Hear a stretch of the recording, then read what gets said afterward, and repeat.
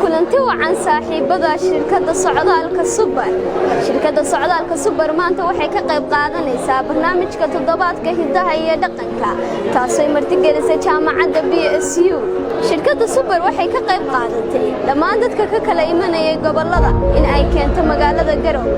Haddana ay diyaar u tahay inay celiso dhammaan dadka ka kala yimid gobolada Puntland. magacaygu Cabdi Raxmaan Samee farxad weyn bay tahay maalinka maanta barnaamijkeena ka soo qayb galo jaamacadda BSU soo baabashay toddobaadka jaamacadda BSU sidoo kale waxaan kaloo ku faraxsanahay inaan waqti nasiib ka helay Super Garowe Gaalkacyo Garowe Boosa Garowe Qarno farxad bay tahay shirkadda Super iyo adeegyada heesana waan uga mahadcelinayaa aad baa mahadsan shirkadda Super Transportation runtii oo ka mid ah shirkadihii ballan qaaday in maalmahan dhaqanka soconaya jaamacadda BSU inay ku soo dhaxdarto adeegyo firiya oo ay siinayso dadka ku kala safraya gobolada Puntland sadarta maanta waxa aad iyo aad waxaan looga tacaanaba jaamacadda BSU in shirkaddan Super Transportation ay dadka gobolada ka imaanaya ugu tala gashay safarro iyo kuraas firiya qof walbana uu farsanaya kursi isaga u gaara si loo ilaaliyo badqabka dadka. Hello everyone, I'm John Samanya. I'm here to inform you about Super Transportation and Logistic Company.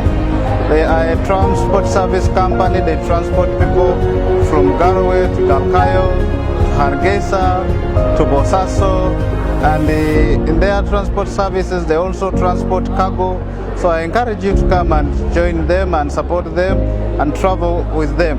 They offer comfortable seats, provide free internet, free Wi-Fi, free services, free water. So please travel with Super Transport Services.